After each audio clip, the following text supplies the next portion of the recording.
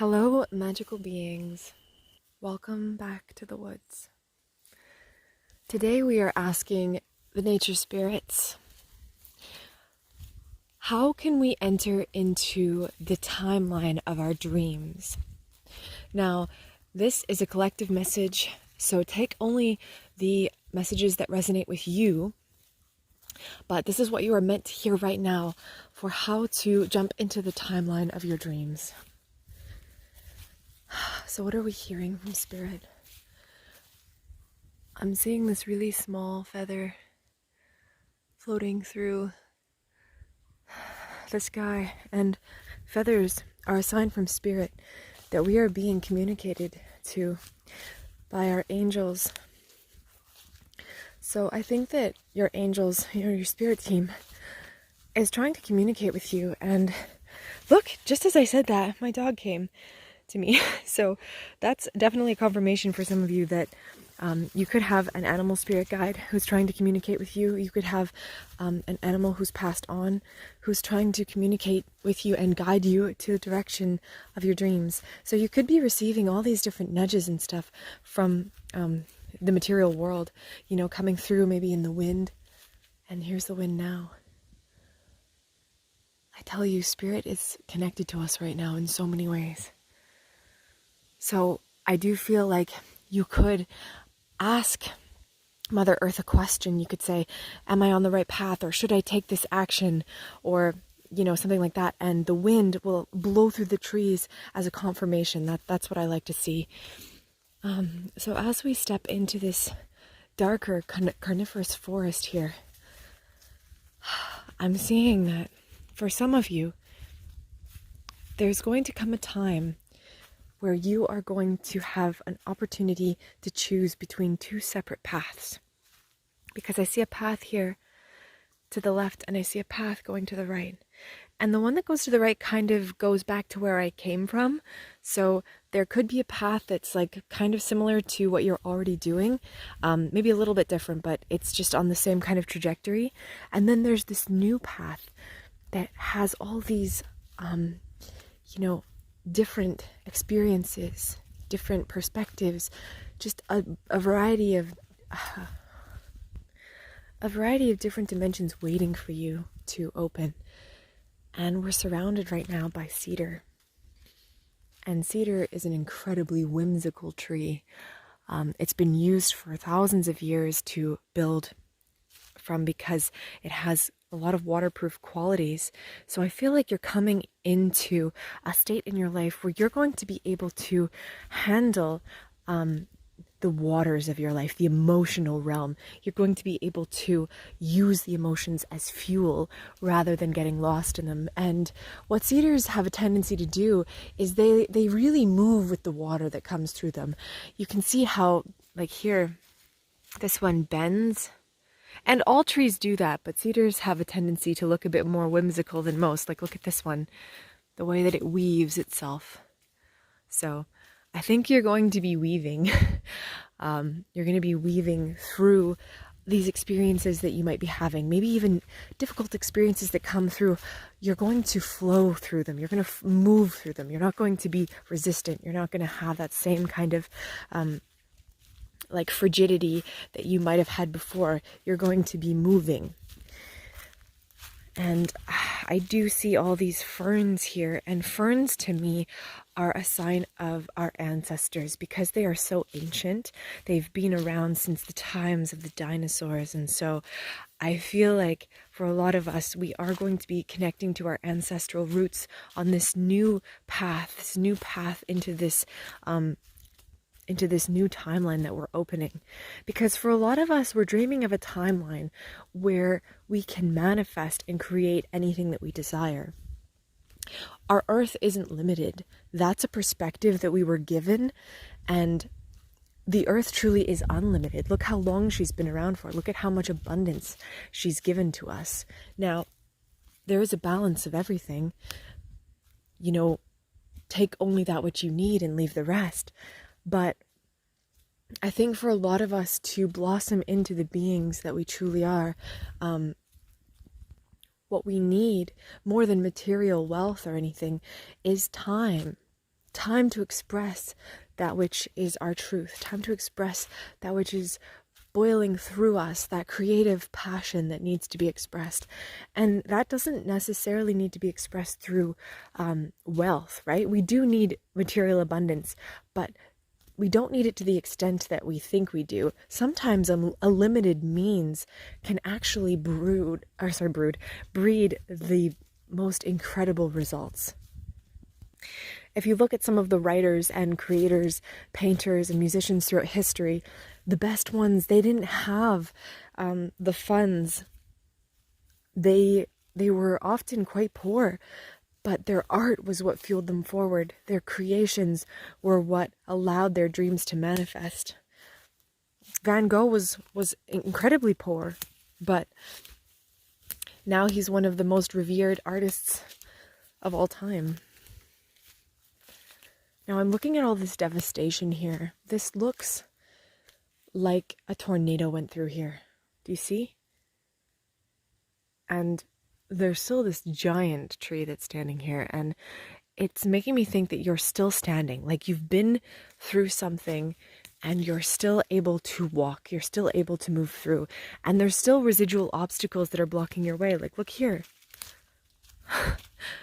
You can't make this up. Like, this is actually what the nature spirits are trying to communicate with us right now. So I'm going to climb over this, but I just want you to be aware of the fact that there are going to be obstacles in your way, but they're not going to prevent you from moving forward. You're still going to be able to move forward. And it's the best way to do that, though. The best way to move into this new energy is to connect. Oh my gosh. Okay, look at that. As I was climbing over the tree, my pants got ripped. So that's what I'm thinking, though, that my pants were ripped, right? My skin wasn't ripped. I'm not bleeding, okay? So maybe it's there's sort of this illusion that you're having something unsettling happen. There's the illusion that, you're losing something when really you're not. You're gaining something. And it's interesting because, to me, clothes symbolize kind of that attachment, that need for that need for an earthly possession, that yes, while we're human, we require clothes and whatnot, but we can't take our clothes with us when we move on into the next world. And so maybe this is a sign to start to release the need for attachments, release the need for certain belongings that have been in your life, because at the end of the day, when we move on into the next dimension, we don't take that stuff with us necessarily, right? We don't bring our clothes with us into the nether realms. We move through it with our consciousness, with our hopes and dreams and desires.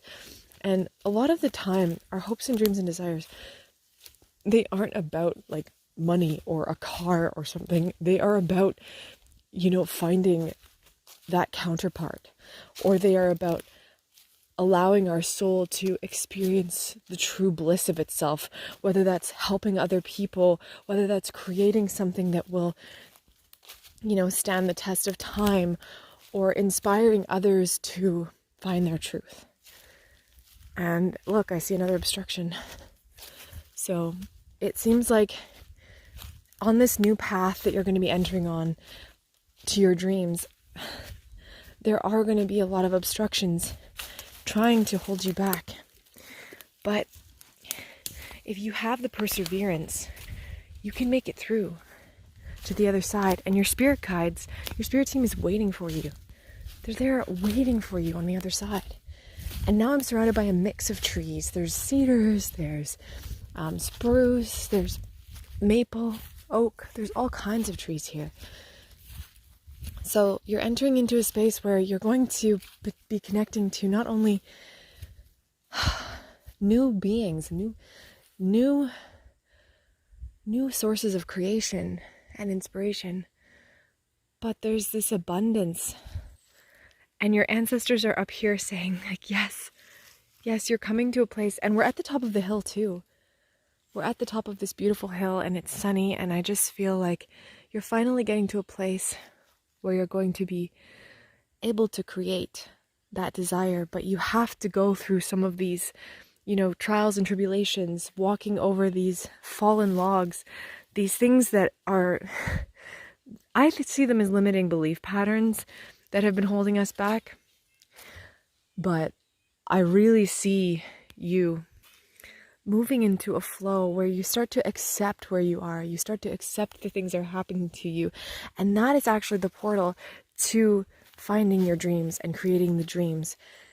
It's stepping into that awareness that everything that happens to you is meant to happen to you for a reason. That these things aren't meant to hold you back. They're meant to unravel you so that you can knit yourself into an entirely new tapestry, right? That's what this life is for. It's to deconstruct and construct, to die and be reborn. That's what this reality is about. And the more we get used to the cycles of life, and I see the wind blowing through again, the more we adjust to the cycles of life, the more easily we can move through them. And the birds are singing so vibrantly right now in the trees. I feel like that's your spirit team, like saying, yay, you're doing it, you're making it just a little farther.